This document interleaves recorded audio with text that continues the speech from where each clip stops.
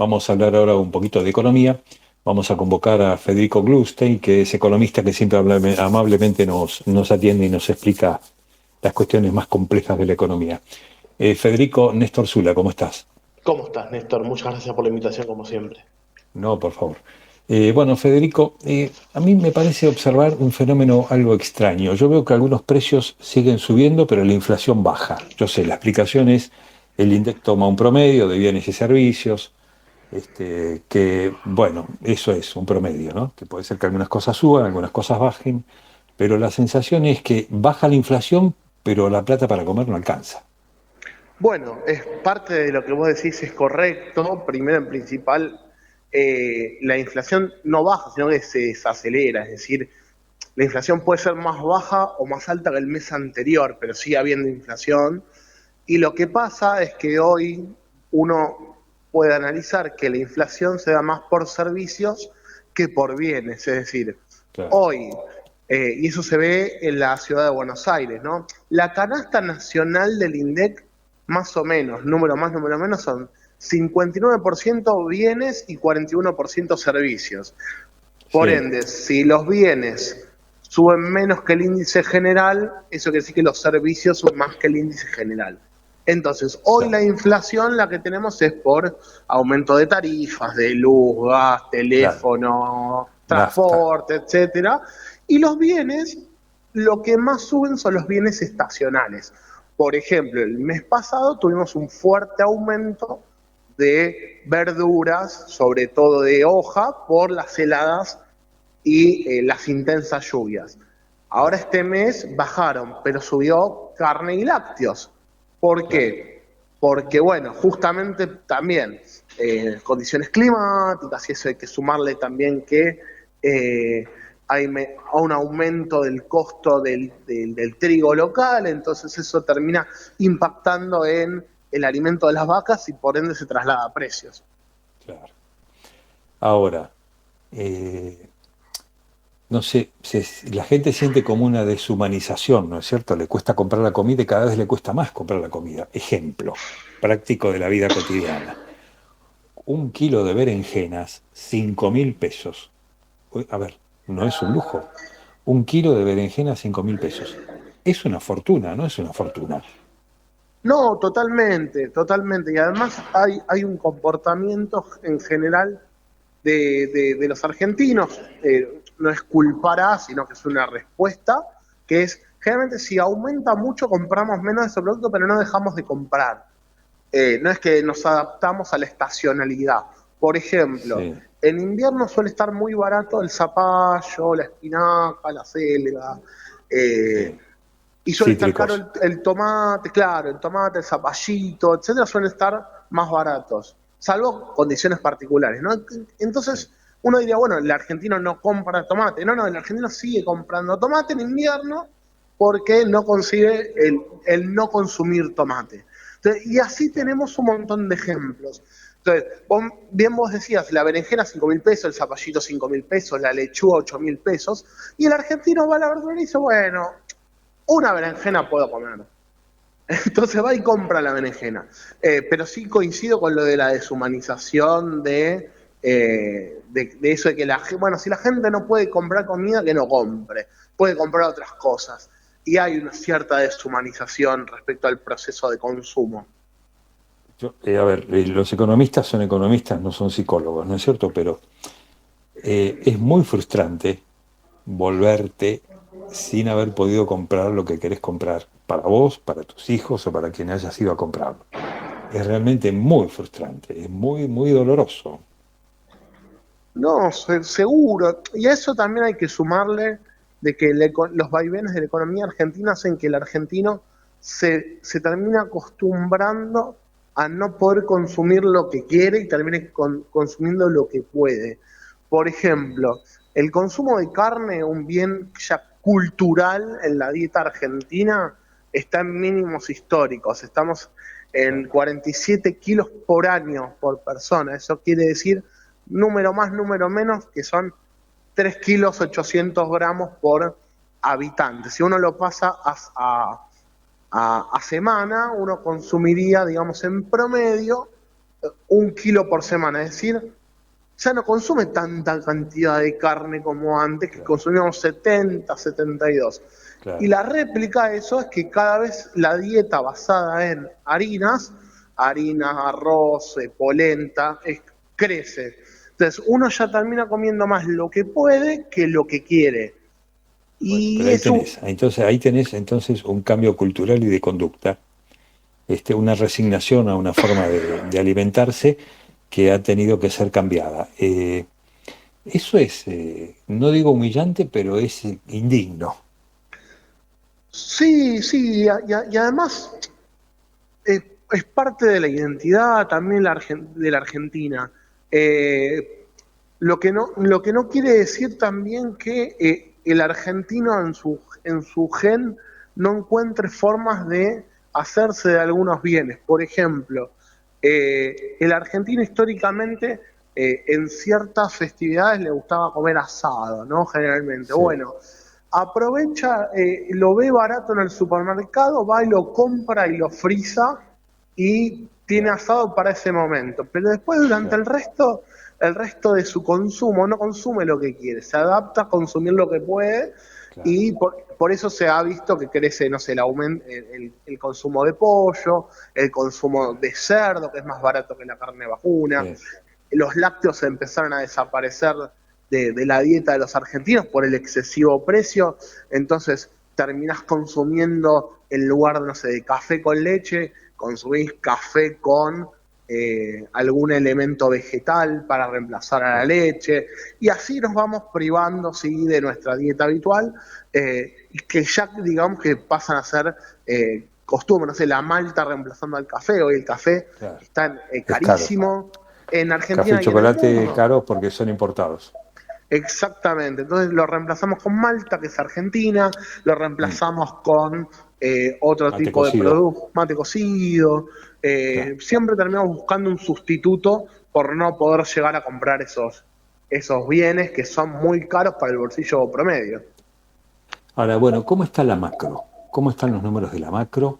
Eh, la liquidación de exportaciones del campo no fue lo esperada, el campo espera otro tipo de cambio. Bueno, mientras tanto, ese sector está medianamente parado. Los índices de producción industrial siguen cayendo. Entonces, ¿cómo está la macro? ¿Cómo es el marco macro? Bueno, uno tiene que, cuando habla de macro, tiene que separar la parte fiscal, la parte productiva y la parte monetaria. En el flanco fiscal hay buenos resultados. ¿Por qué?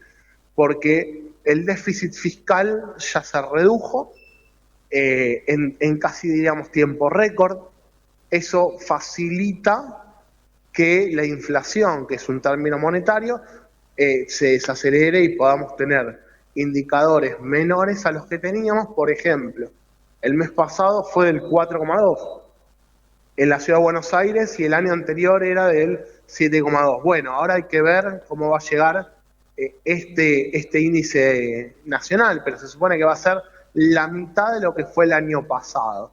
Ahora bien, el sector productivo, construcción, industria y todo lo que es consumo no se recupera, sigue bajando, sigue siendo un ancla muy fuerte la falta de pesos en la economía, la falta de recuperación del ingreso, del salario, se va recuperando a puchitos, un mes se recupera, al otro mes vuelve a caer, que es lo que pasó en junio, ¿no? En mayo venía Ujú. recuperando, en junio cae, julio también habrá que ver, la pérdida de los ingresos fue brutal, los primeros 3 meses del año Sí. recomponer toda esa situación en términos productivos lleva más de 3, 4 meses.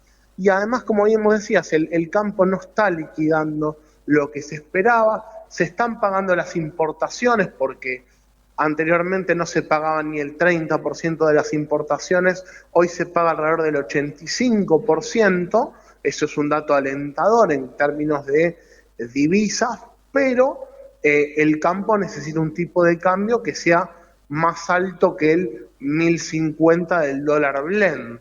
¿Por qué? Porque el contado con liquidación está bajando, hoy está en Ujú, términos de 1.290 pesos, ujú. entonces cada vez que baja el contado con liquidación intervenido por el gobierno nacional, ellos pierden obviamente recursos que después no es que el sector agropecuario puede quedarse con ese 25% del dólar blend y utilizarlo para comprar insumos, porque hoy el insumo representa al menos el 50-55% de la ganancia del sector agroexportador.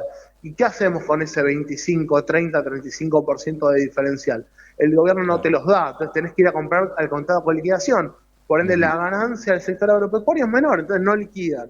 No liquidan hasta que haya un dólar más alto y un dólar accesible también, porque los insumos, el capital y demás requiere de un dólar libre para el sector agropecuario para poder reincorporar producción para el año siguiente. Ahora, en este círculo de hoy, que es ajuste fiscal a cualquier precio, o equilibrio fiscal a cualquier precio, ¿cuál es la puerta, la ventana que se va a abrir para una disparada productiva que genere puestos de trabajo y un círculo virtuoso? Hoy creo que no este año, pero sí lo que uno ve es que empezó a crecer el crédito privado. Entonces, como crece el crédito privado, esa es una ventana que tiene el sector productivo para hacerse de más pesos de los que necesita, o de dólares en el caso, para poder financiar un aumento productivo. Hoy estamos en esa situación, digamos, Pero hay un desagregado de que la toma de crédito se esté volcando a inversión y a producción. ¿Cómo saber si no se está volcando a finanzas? Hay una parte que sí se está volcando y se nota porque la incorporación de bienes de capital ha crecido, levemente, pero ha crecido. Hoy la tasa no te permite, porque es una tasa alta todavía, no te permite hacer esa bicicleta entre, tomo un crédito con tasa 43%, sí, lo pongo en dólares, hago una bicicleta, no. Hoy es muy difícil hacer eso, sobre todo para las pymes. Yo creo que hay un pago de obligaciones que todavía sigue importante porque el mes pasado se pagaron aguinaldo y muchas empresas, sobre todo pequeñas, necesitan un crédito a veces para pagar el aguinaldo, se paga con ganancias posteriores, pero creo que algunas están apostando a ese crecimiento. Hoy es la única llave que hay para volver a generar ese círculo virtuoso productivo, que para mí se va a dar más en el que viene. Pero digo, ese impulso macro que puede generarse a través de hoy solo la ventana del crédito, pero quizás ese crédito volcado a producción genere una rueda económica que empiece a girar. ¿Cuándo? Vos decís, el año que viene se va a ver la macro caminando, quizás. ¿Y cuándo la macro va a convertir a la micro en algo que esté andando, funcionando? Bueno, en realidad uno necesita primero que aumente el producto, que aumente la productividad para pagar mejores salarios.